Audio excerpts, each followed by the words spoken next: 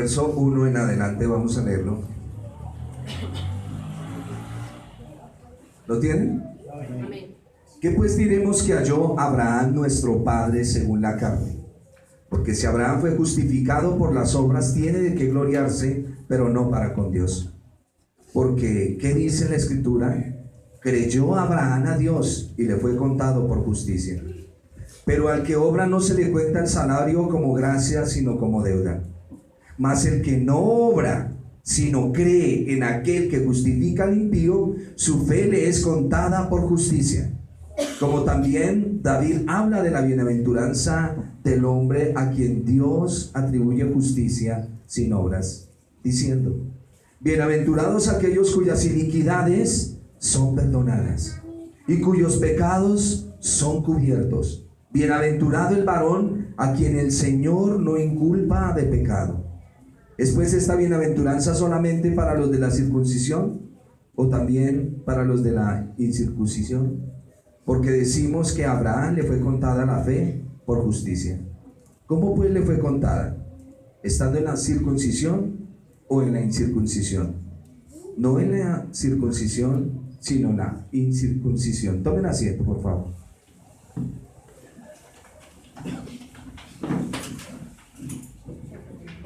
Me preocupa mucho cuando los creyentes desobedecemos los mandatos de Dios. Hay cosas que usted falla porque viene en un proceso de santificación. ¿Quién no falla con la ira? ¿Quién no falla de pronto diciendo una mala palabra? ¿Quién no falla con su enojo? ¿Quién no falla con su mentira? ¿Quién no falla enredándose en cosas en las cuales no se debe enredar? Pero lo que sí debe tener en cuenta, y lo he estado recalcando en estas enseñanzas, es los 10 mandamientos. Eso es, no tiene negocio. No tiene negocio. Esposa, tú que gritas a tu esposo, vienes en un proceso de santificación. Pero los 10 mandamientos no los puedes quebrantar. ¿No viste? Porque para eso estás siendo formado, para caminar en la ley del Señor. Y los mandamientos de Dios no son gravosos. Recuerda que el Señor los resumió en 2: amar a Dios y amar al prójimo. Y Pablo lo reduce a 1. ¿Cuál es? El amor. Porque toda la ley y los profetas se encierran en el amor. Y nosotros debemos aprender a caminar ahí. Nos resulta a veces muy difícil, pero tenemos que aprender. Recuerdo hace muchos años una hermanita que decía que vaca vieja se le olvida cuando fue ternera. ¿Cierto? Vaca vieja se le olvida cuando fue ternera. ¿A qué voy con este punto? A que debemos enseñar a nuestros chiquitos, desde María José, Matías, Ainara, Herley, a que cuando cometan Sara, a que cuando cometan un Samuel, que se me escondió, siempre que cometan niños un error, tienen que reconocer que fallaron. ¿Me oyeron? No se tapen, no se escuden. Si usted rompió algo y mamá y papá preguntan quién lo rompió, no le eche la culpa al otro. Habrá momentos en que usted dice: yo no fui, por el susto del momento. Estoy hablando a los niños. Por el susto del momento dice: yo no fui. Pero después tienes que hablar con papá y mamá y decirle: mami, yo lo dañé. Papi, yo lo dañé. Tienen que reconocer que han hecho mal. Porque si ustedes crecen tratando de tapar esas situaciones, usted nunca podrá acercarse al Señor. Porque siempre tendrá una excusa. Usted ha oído, o mejor, no hay palabra más difícil para el hombre que decir: discúlpeme, me equivoqué. O una mujer diciendo eso: discúlpeme, me equivoqué, fallé. ¿Ha oído eso? Muy pocos. Aún en los hogares, o ella o él tiene la razón, pero nunca hay un discúlpeme. Ustedes viven y tienen que vivir en función del amor, de amarse, en cuidarse, en ayudarse. Esa es la función de la iglesia. Amarse, cuidarse, ayudarse. Se equivocaron, está bien, yo también me equivoqué, pero por favor reconoce tu mal para que podamos caminar. No hay cosa más fea que ver a una persona metida en el problema y sabe uno que es por su culpa y sigue diciendo que no es su culpa. ¿Cierto que eso es molesto? Eso es molesto. Y es importante que nosotros aprendamos delante de Dios a reconocer nuestra condición. Y de ahora en adelante en su boca tiene que estar: discúlpeme, me equivoqué. O discúlpeme, creo que no me equivoqué. Y da una claridad. Vamos a tener mucho cuidado en eso. Y vamos a mirar la vida de Abraham, porque el apóstol Pablo en el capítulo 1 denuncia a todos los hombres que están bajo pecado y cómo han cambiado la gloria del Señor. En el capítulo 2 habla con los judíos y capítulo 3 y les dice: ustedes viven apoyados en la circuncisión porque es un pacto para con el pueblo de Dios.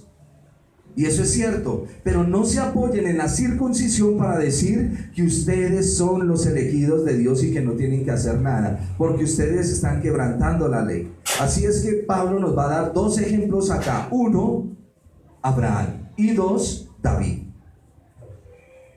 Abraham y David. David es un hombre llamado de Ur de los Caldeos. Ustedes lo saben, ¿no? Abraham, perdón. ¿A quién dije? ¿A quién? Abraham es llamado, gracias, me equivoqué. Abraham es llamado de Ur de los Caldeos, más o menos 2 años después de la muerte de Noé. Y él comienza, o mejor, Abraham nace 2 años después de la muerte de Noé. Y él crece escuchando las palabras de Dios y él comienza a ver tanta idolatría y entonces oye la voz del Señor y dice: yo voy a seguir al Señor. Y entonces sale de Ur de los Caldeos y se va con sus familiares, se va inclusive hasta con Lot, su sobrino. Ustedes conocen la historia y es lo que vamos a estudiar esta mañana. Pablo va a justificar su afirmación de que confiar en la fidelidad es lo que realmente confirma la ley de Moisés. Hay un problema con la ley. Cuando tú tienes leyes, ¿cierto? Sí, en las casas hay leyes. Pero las leyes que tú tienes en tu casa tienen que ir acorde a la Escritura. Amén. Las leyes que hay en la casa tienen que ir acorde a la Escritura. Yo veo los chiquitines, a Matías, a Inara, pero hay momentos en que me detengo a mirarla y a pensar cómo serán cuando tengan 18 años. ¿Qué formación les dieron desde pequeños? ¿Cuál va a ser el resultado de ellos? ¿Qué es lo que va a suceder? Están aprendiendo estos niños a través de las luchas y las dificultades en su casa a ser muy responsables con su carácter, con su pensamiento, con su vida. ¿O ellos están siendo criados de una manera de golpe, de grito, que solo vienen aprendiendo eso? Y debemos tener mucho cuidado, porque la formación que vienes dando es lo que se está mirando en el corazón del niño. Las leyes de tu casa tienen que ir acordes a las leyes de la palabra de Dios. Y ese fue el problema del pueblo judío. Ellos establecieron las leyes, que ya hemos dicho, las leyes talmúdicas, que no iban de acuerdo a la ley del Señor, pero ellos las llamaban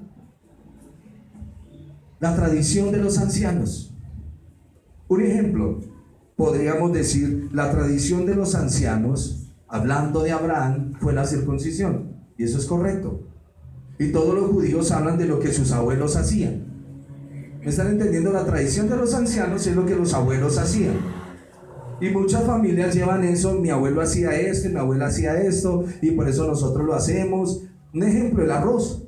Mi abuelita le echaba esto, yo le agrego esto, y queda delicioso porque mi abuelita lo hacía.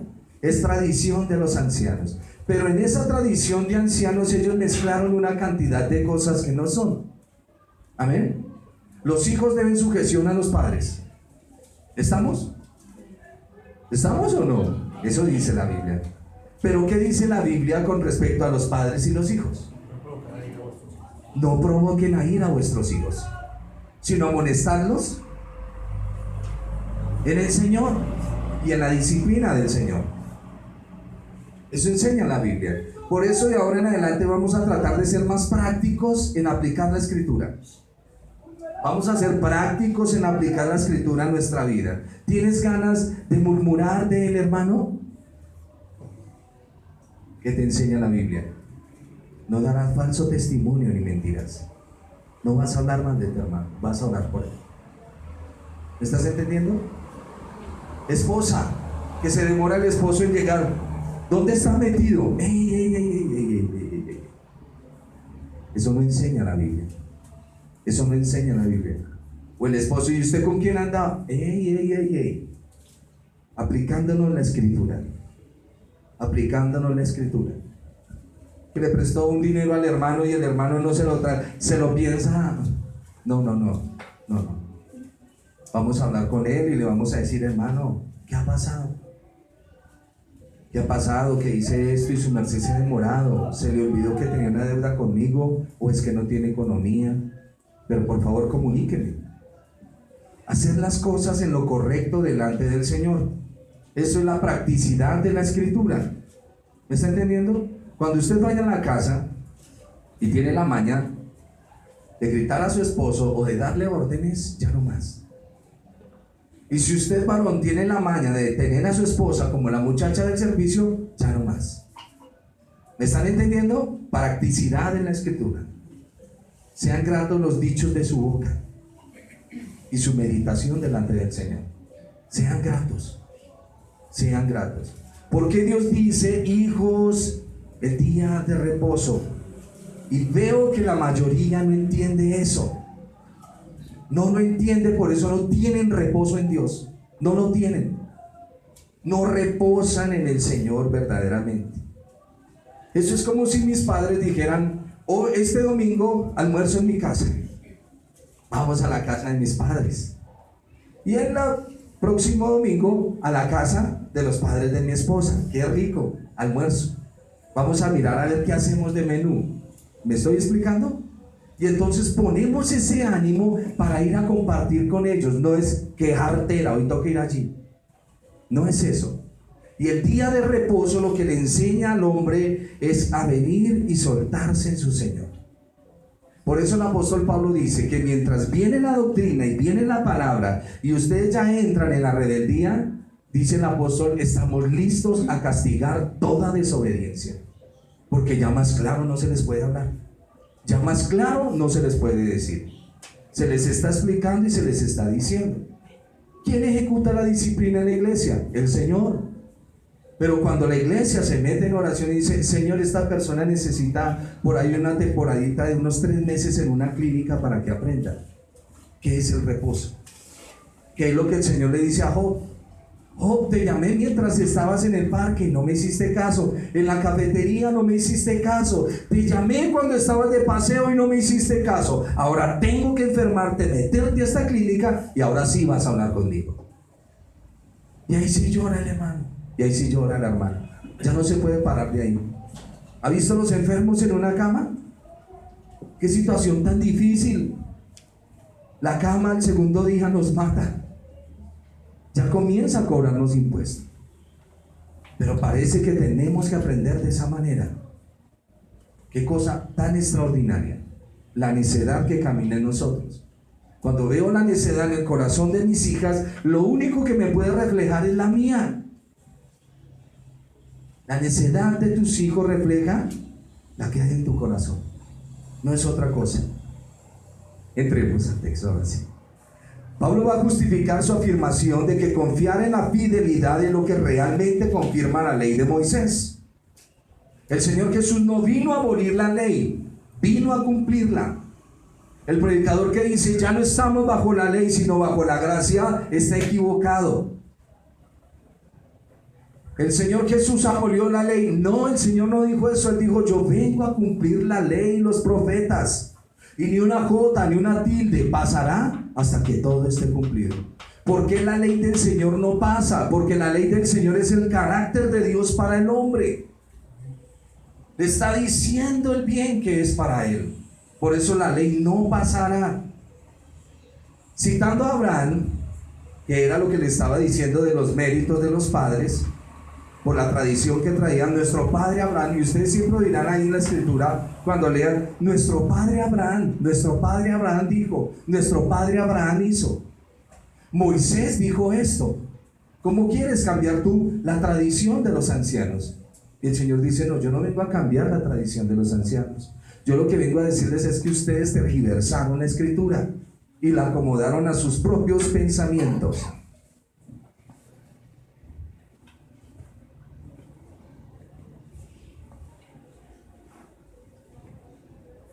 Pablo nos va a citar Génesis capítulo 15, versículo 6, hablando de que Abraham será el padre de todos los de la fe.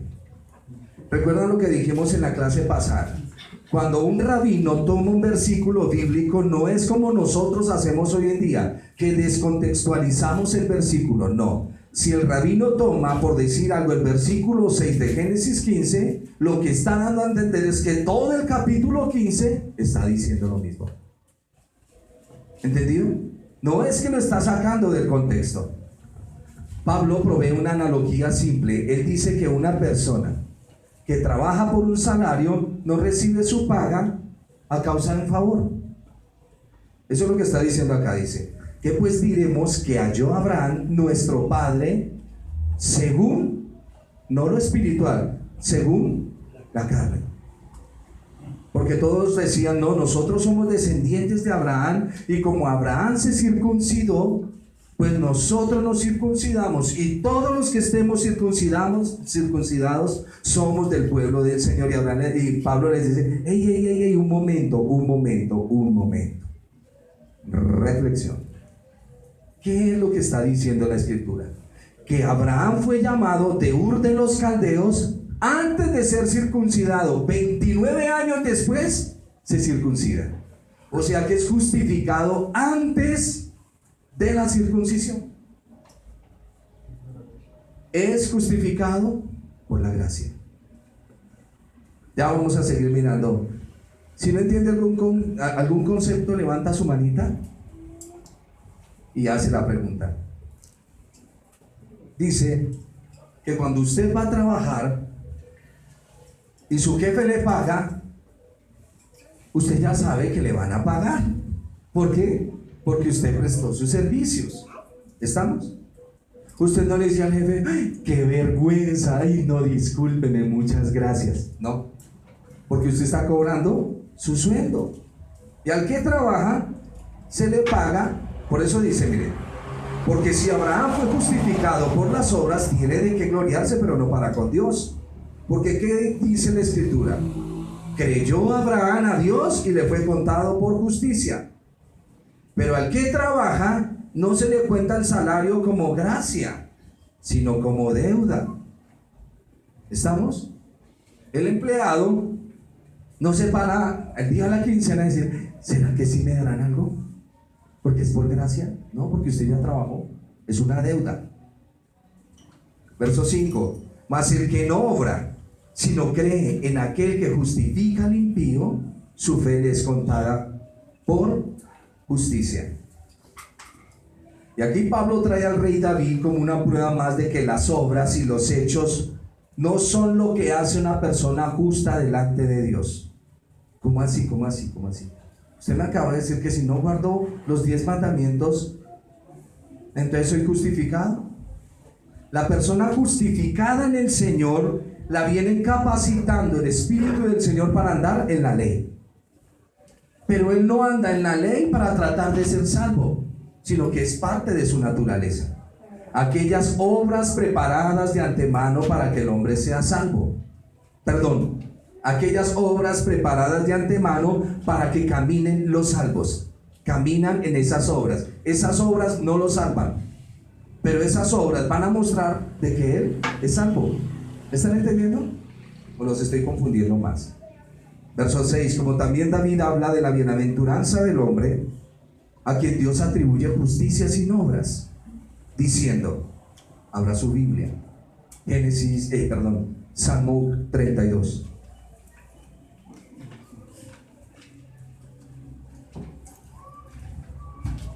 Pablo cita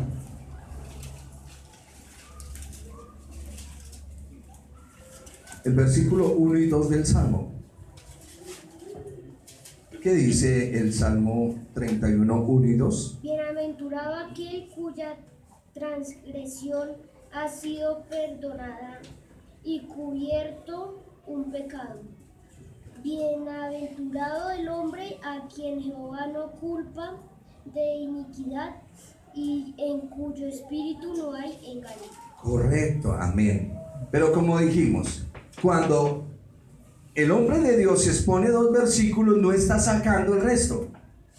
Por ende, todo tiene que seguir en relación con lo que él está hablando. Y el versículo 3 dice: mientras usted no confiese su pecado, se envejecen sus huesos.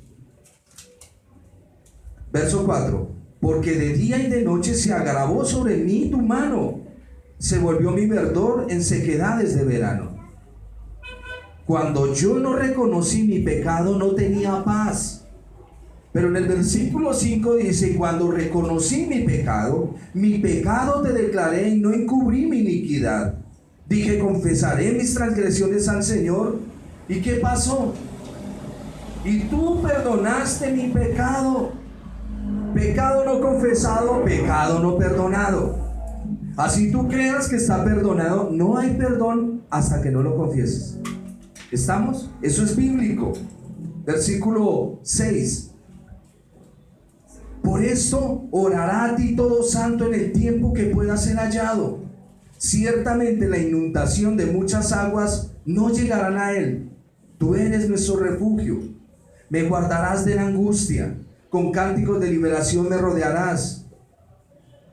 Y viene la palabra del Señor: te haré entender y te enseñaré el camino en que debes andar. Sobre ti fijaré mis ojos. No seas como el mulo, no seas como el caballo o como el mulo sin entendimiento, que han de ser sujetados con cabestro y con freno, porque si no, no se acercan a ti. Muchos dolores habrá para el que no reconoce su pecado, mas al que espera en el Señor le rodea la misericordia. Ahí está todo en su contexto. Vuelvo otra vez: cuando el apóstol Pablo cita un versículo, necesariamente tenemos que ir a leer todo el capítulo para entender qué es lo que está citando él. Y les decía, Pablo trae al rey David como una prueba más de que las obras y los hechos no hacen salvo a una persona. Bienaventurado, ¿qué es lo que dice? Verso 1 y 2, nuevamente. Bienaventurado aquel cuya transgresión ha sido perdonada y cubierto tu pecado. Bienaventurado el hombre a quien Jehová no culpa de iniquidad y en cuyo espíritu no hay engaño. Es una bienaventuranza. Es una bienaventuranza. Era un principio rabínico, vuelvo y se lo reitero, el que solo citar parte de un pasaje indicaba que todo el pasaje había que leerlo. Dios perdona a quien confiesa su pecado. El que confiesa su pecado y se aparta, alcanzará misericordia. Mas el que lo encubre y no lo confiesa, no prosperará, quedará estancado. Dios perdona y da justicia a los que han pecado. Sin embargo, las personas que han pecado no merecen perdón. ¿Lo oyeron? Las personas que han pecado no merecen perdón, pero Dios lo da. El mismo ejemplo que está colocando él del salario. La paga, el salario, la paga del pecado es, o el perdón, la muerte. Pero el hombre se para y le dice: Señor, yo fallé, me equivoqué. ¿Y qué hace el Señor? Lo perdona, porque reconoció su condición. Para que haya perdón hay que reconocer la condición donde estamos, y si no, no hay perdón. Otra persona que me lea el verso 10 del Salmo 32. Muchos dolores habrá para el impío, mas al que espera en Jehová le rodeará misericordia. Amén. Con eso termina el pensamiento. Pero ¿a dónde voy con esto? Y vuelvo y lo reitero: Dios perdona y da justicia a los que han pecado. Y sin embargo, las personas que han pecado no merecen el perdón, que es lo que viene diciendo en los capítulos anteriores. La gente cree que porque peca y va y le dice al Señor, perdóneme, Dios está obligado a perdonarlo. Como si por el pecado Dios nos debiera algo. Es más bien en el arrepentimiento donde recibimos el perdón. No es en el pecado, es en el arrepentimiento. ¿Logran coger el punto? Hay una palabra que dice que Dios imputa. Imputar es consignar en la cuenta de. Tus pecados, mis pecados fueron consignados en la cuenta de Cristo.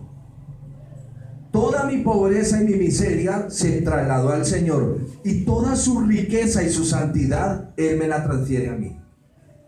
Por eso soy declarado justo, porque creo en aquel que justifica al impío. Así es que todo lo malo que usted comete lo pasa a su Señor. Señor, perdóname, fallé. Y todo lo limpio y puro del Señor pasa a ti. Por eso es que somos llamados santos. Esa es la doctrina de la imputación. Por eso Pablo escribe a los santos en la iglesia de Efeso y les dice: al que robaban y a los que fornican, suéltense de eso. Y al chismoso, ya no más. Y al que dice malas palabras, corrija su boca. Y esos son los santos de la iglesia en Éfeso, que es el mismo trabajo que el Señor viene haciendo en nuestra vida. ¿Entendimos qué es imputación? Todo lo malo mío se lo pasan al Señor, y todo lo recto que Él hizo mientras caminó en la tierra, me lo pasan a mí. Por eso Dios me ve como un hombre correcto. Si Dios es quien nos justifica, ¿quién condenará a los escogidos de Dios? Lo va a decir más adelante Pablo en Romanos. ¿Por qué les hablo de los 10 mandamientos? Porque no quiero que usted se me desprenda cuando le hablo del adulterio, del día del reposo, de amar al Señor. El domingo en la mañana para la iglesia cristiana es el día de adorar a su Señor. No importa lo que usted piense. No nos importa su pensamiento. El domingo en la mañana es el tiempo de pasar comunión con Dios. Se acabó. Eso lo ordenó Dios. Eso se lo ordenó el Señor a los judíos. El Shabbat es para adorar a su Señor y tener comunión con Él. Que se paró el predicador fulano, mengano y perencejo nos tiene sin cuidado. La autoridad de la iglesia es la Biblia, la Escritura. Diga lo que diga y haga lo que haga. Los mandamientos del Señor no son para quebrantarlos. Y cada mandamiento trae su castigo. Porque si no trajera el mandamiento castigo, sería un consejo. El consejo no trae castigo, pero el mandamiento sí. Pases el semáforo en rojo, ¿qué le va a pasar? Compárelo. ¿Quiere llorarle al señor de tránsito? Llórele todo lo que quiera. Y la ley está para condenar. El policía de tránsito no, a no ser que sea un corrupto, no le va a negociar. Venga, sí, usted venía como de afán, ¿cierto? Y por eso se lo pasa. No, tranquilo, tranquilo. Su merced puede tener 100,000 razones para haberlo hecho, y ya con eso le está pidiendo. Ese es corrupto. El verdadero policía de tránsito le dice: caballero, usted infringió la ley, merece el castigo. Y cuando usted lo va a sobornar, él debe ponérsele furioso. Él debe ponérsele furioso. ¿Estamos? Porque esa es la ley. Y la ley no justifica a nadie. Vuelvo otra vez. El policía de tránsito que le dice: oiga, sí, usted iba como tarde, ¿cierto? Y por eso se para. No, la ley no justifica a nadie. La ley está para condenar y denuncia el mal de cada persona. ¿Estamos? ¿Estamos? Amén. Por eso cuando el policía de tránsito no negoció, dígale: Señor, tu ley es bendita. Porque así muchos hombres en el final de los tiempos, Apocalipsis capítulo 20, saldrán y dirán: Señor, en tu nombre hicimos. Y el Señor dice, ábrame el libro de la vida. ¿A qué se refiere con eso la Escritura? Una vez cogieron un colombiano en Venezuela y él juraba y les decía a todos que él era venezolano. Lo cogieron las autoridades, lo pararon, le pusieron el himno nacional de Venezuela y le dijeron, cántelo. No se lo sabía. Pero si usted le ponen el oh gloria inmarcesible, oh júbilo inmortal, usted se lo sabe, ¿cierto? Eso demuestra que usted es colombiano, porque usted desde pequeñito le meten el himno nacional. También de pequeñito en el Señor la doctrina entra a su corazón. Por eso es abierto el libro de la vida, y el mismo libro lo empuja a usted y él mismo declara. Es como si el Señor le dijera al impío, Salmo 32:10, ¿qué va a hacer el impío? Pero fue que yo di mercados. Salmo 32:1. Pero traté de ser bueno. Salmo 32:2.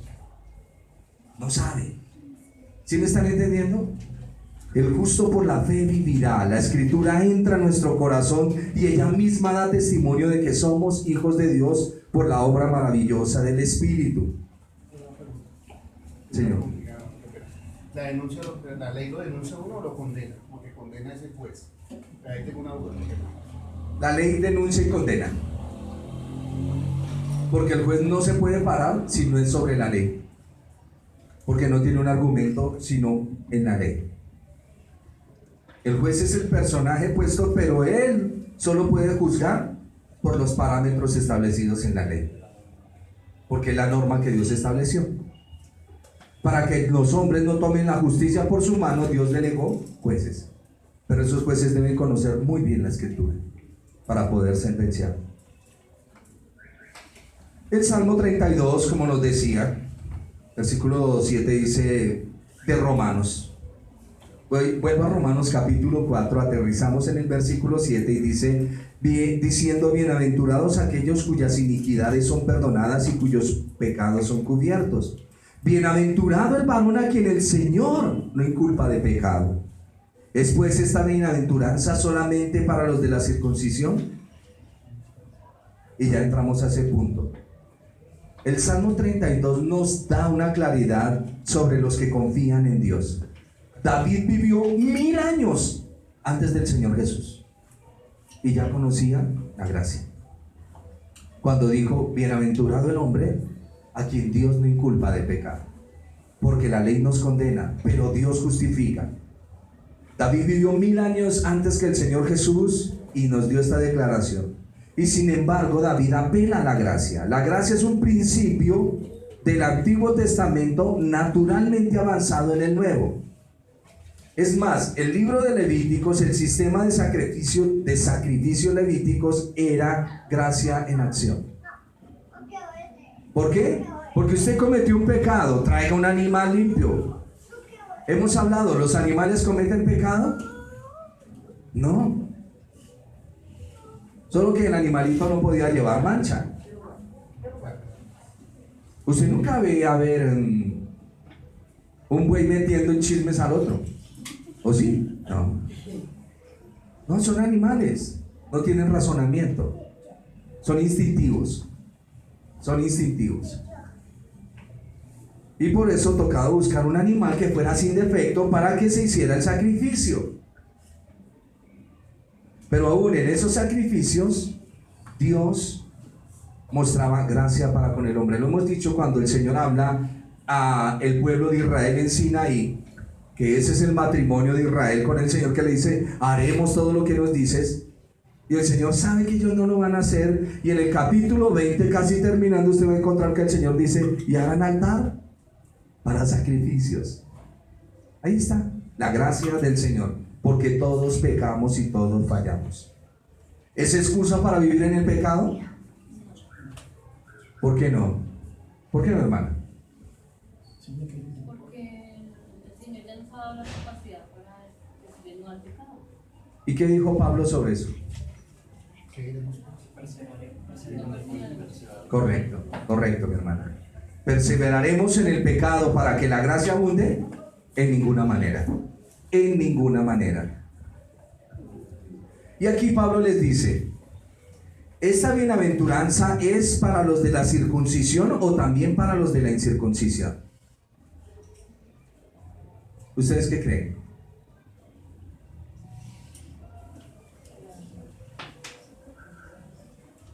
Les decía hace rato, Abraham fue justificado por Dios antes de que fuera circuncidado. ¿Qué necesita el hombre para ser justificado? Reconocer su condición delante de Dios. El hombre no se puede limpiar, el hombre no se puede regenerar, el hombre no se puede salvar. Pero el hombre sí tiene una conciencia que le dice en qué condición está. Por eso a veces le decimos al que está metido en las drogas y no lo reconoce, no lo reconoce. He visto por ahí un viejito que está metido en las drogas y el hombre no reconoce su condición, no la reconoce. Y como no reconoce su condición, ¿qué pasa? No puede salir. No puede salir. Pero el que reconoce su condición, Dios lo ayuda a salir. El que reconoce su pecado y se aparta, alcanza misericordia. Este es un tema para más adelante analizarlo y lo vamos a analizar. Y les digo, Abraham fue justificado antes de ser circuncidado, porque confiaba en Dios. Su justicia no vino porque se circuncidó. Su justicia viene porque le creyó a Dios y salió de Ur de los Caldeos. El punto que Pablo está haciendo es que la ley no había sido promulgada en los días de Abraham. En los días de Abraham no existe Moisés. Moisés aparece 600 años después. Por eso es que les va a hablar aquí de esa parte. Así que no puede ser por el hacer las obras de la ley que Dios justifica a los hombres. Más bien se trata de un acto de fe y confiar en Dios, dice. Leo el verso 9. ¿Es pues esta bienaventuranza solamente para los de la circuncisión o también para los de la incircuncisión, o sea, los gentiles? Porque decimos que a Abraham le fue contada la fe por justicia. ¿Cómo pues le fue contada estando en la circuncisión o en la incircuncisión? ¿Cómo fue? Y Pablo responde, en la incircuncisión. Fue en la incircuncisión donde él creyó. ¿Por qué? A ver, cuando el Señor llama a Abraham para tomar los simbolismos, Abraham se va a circuncidar acá, pero aquí lo llaman, todavía no está circuncidado. Entonces él representa a los gentiles, justificado por la fe, representa a los gentiles. Después va a caminar y 29 años más adelante se circuncida para un pacto. Entonces, ¿qué es lo que está diciendo? Que aquí para adelante, como van a ser el pueblo de Israel, ellos también se van a salvar por fe, pero que los gentiles también se salvan por fe. Aquí no estamos hablando de que tenemos genética con Abraham. Cuando le vengan con ese cuento de que su apellido termina en Z y que usted es de los askenazís o los sefarditas de los judíos de por allá de Israel, esos son puros cuentos ridículos. Aquí no tenemos salvación por línea sanguínea. Aquí tenemos salvaciones por fe. Salvación por fe. El justo por la fe vivirá. Eso es lo que está diciendo aquí Pablo. Y sigue en el verso 11 y dice, y recibió la circuncisión como señal, como sello de la justicia de la fe que tuvo estando aún incircunciso. Como las personas que se bautizan. ¿Usted se bautiza para ser salvo o usted se bautiza porque es salvo? Porque es salvo, no para ser salvo. Ojo, no estoy diciendo que el bautismo y la circuncisión es lo mismo, no señor, yo no estoy diciendo eso, sino que es para que usted note el paso. Usted se bautiza porque usted es salvo y usted ama al Señor, por eso es que usted se bautiza. Hay gente que le dice, haga el curso para bautizarse confiese su pecado como si el bautismo lo fuera a introducir a la salvación. Eso está fuera de lugar. Está fuera de lugar.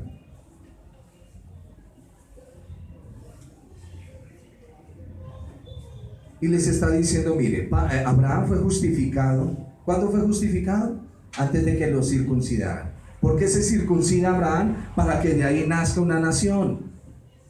Porque es una promesa. El Señor saca a Abraham y le dice, Abraham, mira las estrellas de los cielos, ¿las puedes contar? Y todos se imaginan que Abraham sale a medianoche y ese sol está estrellado, lleno de No, es mediodía. Es mediodía cuando el Señor le dice a Abraham, mira las estrellas y cuéntalas. Y si usted sigue la lectura del capítulo, se va a dar cuenta que hace un pacto Dios con Abraham y que al caer la tarde, pero el Señor se las muestra, es a la luz del día. ¿Qué estrella va a ver usted? Y por eso más adelantico el apóstol nos va a explicar, Abraham estando ya casi muerto, y Abraham sabía porque fue de esperanza contra esperanza. Entiéndame la frase, no es que aquí hay una esperanza y aquí está la otra esperanza, y no, es la esperanza de esperar. Vamos a seguir la lectura. ¿Los tengo confundidos? No, espero que no.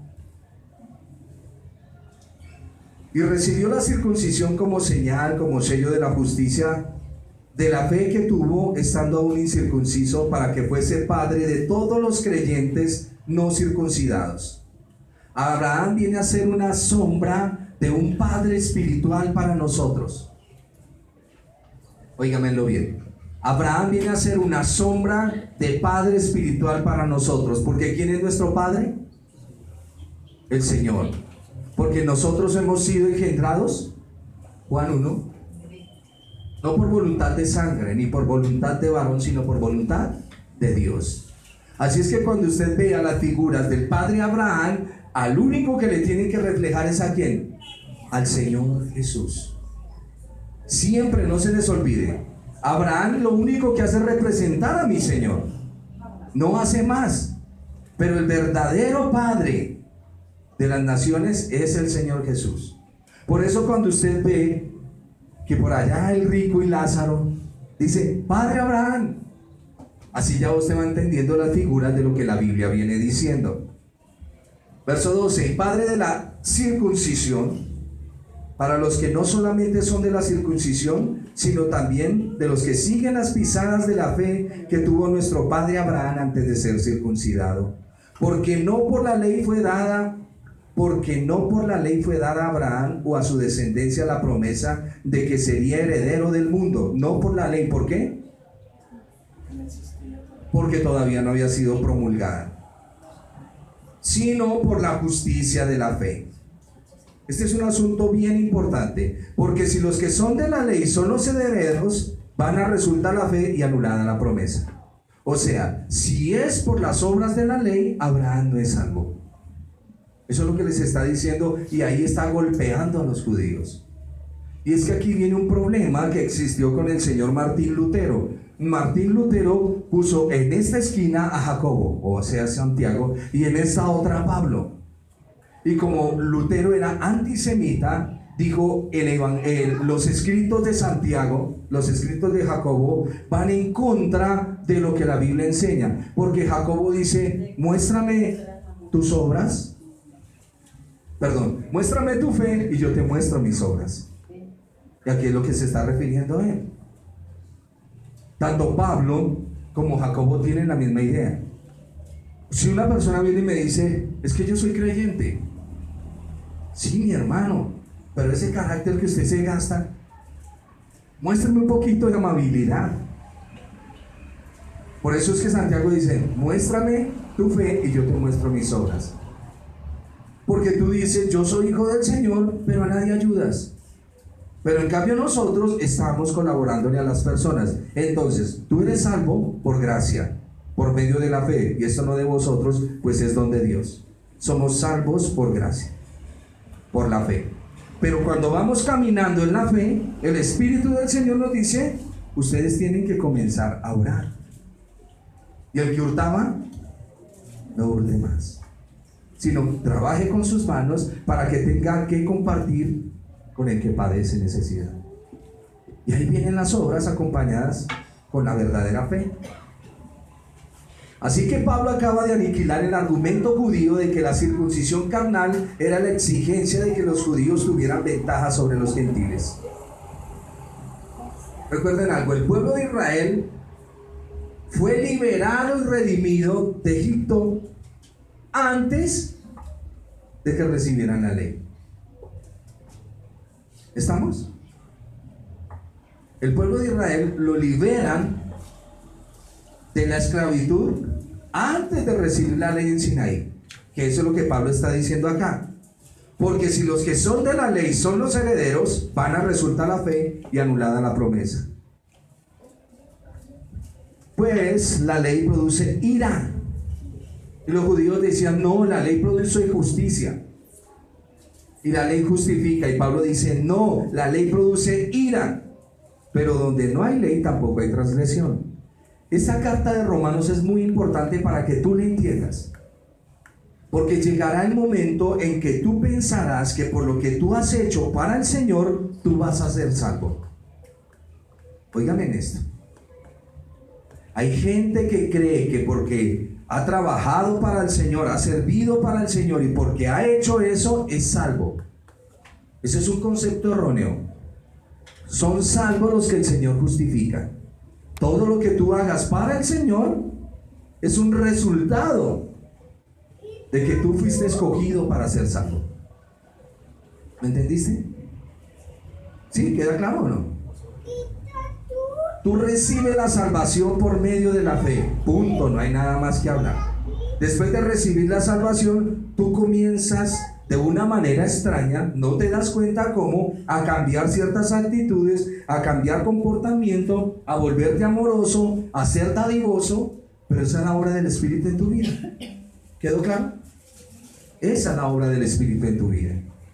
Así es que tú entras a la comunión con el Señor por lo que el Señor Jesús hizo por ti. No más. Y el que tú camines en buenas obras es porque el Señor lo está obrando en tu corazón. ¿Está claro? Correcto. Otra noticia te tengo. No vamos a ir a vivir al cielo con el Señor. Todos íbamos para el cielo. No. Vamos a vivir y a reinar con el Señor acá en la tierra. Yo quería ir al cielo. Aquí. Nosotros queremos estar donde Él está.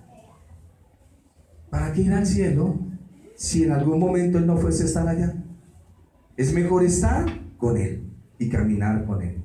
Y la Biblia enseña que vamos a reinar con el Señor aquí en la tierra. Sí, vamos a ser levantados y va a venir el arrebatamiento. Y la iglesia se levantará triunfante. Y seremos transformados en un abrir y cerrar de ojos. Eso está en Tesalonicenses. Pero es importante que vayamos entendiendo cada aparte. La ley que produce ira. La ley produce ira. Pero donde no hay ley tampoco hay transgresión. Por tanto, es por fe para que sea por gracia. La fe trae la gracia. ¿Y cómo se manifiesta la fe? A través del Evangelio. El Evangelio es la que produce la fe para que venga la gracia. El Evangelio produce la fe para que venga la gracia. Sí, denme el texto que lo acabaron de nombrar.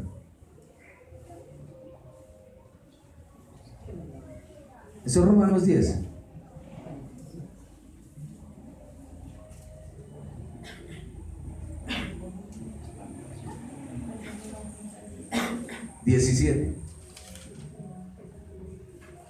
Así que la fe es por oír y el oír por la palabra de Dios. La fe es por el oír y el oír por la palabra de Dios. ¿Estamos? Usted no puede tener fe si no lee la Biblia. Si usted no lee la Biblia, usted no tiene fe. Por favor, eso no es ósmosis. Algunos se acuestan y ponen la Biblia de cabecera esperando que se le transmita la letra al corazón. Hay que leerla. La fe viene por el oír, y el oír de la palabra. Si quieres tener harta fe, lee bastante. Entonces, ¿la ley está abolida? No. La ley sigue vigente, nos muestra el pecado y a la vez nos direcciona un camino de gracia por medio del sacrificio para andar los que somos redimidos. A medida que seguimos estudiando, vamos a comenzar a encontrar un problema con una ley que Pablo encontró. Pero esa ley es llamada en el hebreo alajá, o la ley talmúdica, o la tradición de los ancianos que ellos torcieron. Y ahí es donde comenzamos con ese horquilla de cabello, a sacar el falso y a dejar el verdadero, para poder entender qué es lo que Pablo denuncia en la ley y por qué hoy en día los judaizantes quieren llevar a la iglesia a guardar días de fiesta. Eso está de moda ahorita, está de moda. Si alguno se ha atrevido a meterse a YouTube, ¿no han visto las profecías de septiembre? ¿No lo han visto? Profecías del fin del mundo. Cuando la constelación de Virgo, Saturno entra y queda embarazada la mujer, que eso estaba pasando con la alineación de los planetas, y todo el mundo está asustado porque viene una de las fiestas del Señor, que es la fiesta de las trompetas, y los judíos encontraron, como dijo un hermano, su asidero ahí. Cogieron el asidero y ahí es donde están metidos. Y preguntaba yo al Señor, Señor, ¿será esto? Y el Señor dice en Deuteronomio, no quiero que se ponga a mirar las estrellas, ni las constelaciones, ni mire lo que no es. Lee mi palabra. Ya, final. Nada de susto, nada de cuento. Porque eso hay una cantidad de profecías. Primero dijeron con el eclipse que Estados Unidos se partía en dos. Pues obvio, porque se paraba el eclipse, pero no era más. Ahorita están diciendo que se viene el fin del mundo, que va a haber una guerra, que Pyongyang con Estados Unidos. Y oiréis de guerras y rumores de guerras, pero aún no vendrá el fin. ¿Cuáles son las verdaderas señales para que llegue el fin? Una, la apostasía dentro de la iglesia. Harán mercadería de vosotros, dirán falsas profecías, extraviarán el oído de la palabra del Señor y se volverán a las fábulas. Pero tú, sé sobrio, cumple tu ministerio, haz obra de evangelista. Le aconseja el apóstol Pablo a Timoteo. Volviendo aquí al capítulo, para resumirlo, el apóstol Pablo se para ante los judíos y les dice, miren muchachos, ustedes se me paran en la circuncisión y yo les tengo que decir dos noticias. Uno, Abraham fue justificado antes de circuncidar. ¿Qué hacemos? Y los judíos se ofenden. Y luego dice, y lo segundo, que no les va a gustar mucho, es que eso representa que los gentiles van a ser salvos. Y eso les va a dar más rabia todavía. De eso trata todo esto. Y termina diciendo el capítulo, y recuerden que Sara ya estaba viejita. La maquinaria no le sirve, porque ya se le ha pasado el uso de las mujeres. Y Abraham ya entiende que está casi muerto. No tengo fuerzas para hacer lo que tiene que hacer. Pero Dios dijo, Abraham, toma la fuerza para que engendres. Y fue revitalizado por el Señor. No tuvo que tomar afrodisíaco, solo fe. Y el hombre se mete en fe con Agar. ¿Y qué pasa? Le funcionó. Le funcionó. Y ahí comienza el problema para él, porque la promesa ya estaba puesta. Y él, acostarse con Agar, tiene 12 hijitos, porque en Ismael salen 12 hijos. Y de Isaac van a salir los 12. Y es importante, y dice que él estaba ya casi muerto. Ojo con esta palabra que Pablo la utiliza ahí. Y estando casi muerto, confió en el Padre Eterno. Y el apóstol Pablo termina diciendo, mire lo que dice, terminemos la lectura. Verso 18. Él creyó en esperanza contra esperanza para llegar a ser padre de muchas gentes. Conforme a lo que se le había dicho, así será tu descendencia. Y no se debilitó en la fe al considerar su cuerpo. Hermanito, usted que tiene fortaleza en el cuerpo y se deja doblegar por la incredulidad, ¿qué pasa? ¿Qué pasa? Este hombre no. Este hombre confió. No se debilitó en la fe al considerar su cuerpo que estaba ya como muerto, siendo casi de 100 años, o la esterilidad de la matriz de Sara. Tampoco dudó, como muchos de nosotros, por incredulidad de la promesa de Dios, sino que se fortaleció en fe, dando gloria a Dios, plenamente convencido de que era también poderoso para hacer todo lo que había prometido, por lo cual también su fe le fue contada como justicia. Y no solamente con respecto a él se escribió que fue contada, sino también con respecto a nosotros, quien ha de ser contada, esto es, a los que creemos en el que levantó de los muertos al Señor Jesús. Porque la promesa para Abraham en los misterios de la Escritura, el hijo que Abraham va a tener es el Señor Jesús en la fe. El hijo que Abraham va a tener en los misterios de la Escritura es el Señor Jesús, pero muchos años más adelante. Esa es la descendencia. Y el Señor Jesús engendró un poconón de hijos, pero no en la carne, sino por el Espíritu. Por eso somos hijos de Dios. Y por eso termina Pablo diciendo, como Abraham creyó al Eterno, ustedes también crean en aquel que levantó de los muertos a Cristo Jesús. Verso 24. Sino también con respecto a nosotros, a quienes ha de ser contada, esto es, a los que creemos en el que levantó de los muertos a Jesús, Señor nuestro, el cual fue entregado por nuestras transgresiones y resucitado para nuestra justificación. En el próximo capítulo vamos a estudiar qué es la justificación, cómo funciona y cómo trabaja para nosotros. Esto es para que usted tenga la fe en el Señor. Si vivimos en el pecado y perseveramos en el pecado de una manera que nos hundimos cada día más, no somos salvos. Pero es natural, por la naturaleza con que luchamos, que usted cometa sus errores, pero el Señor lo va a ir ayudando a salir. ¿Estamos? El Señor nos va a ir ayudando. Y por eso hoy vamos a participar de este medio de gracia que el Señor dejó para nuestras vidas, para nuestras almas. Así es que nos vamos a colocar en pie todos los que somos bautizados en esa fe, en la fe del Señor Jesús, y vamos a participar de la cena en esta mañana.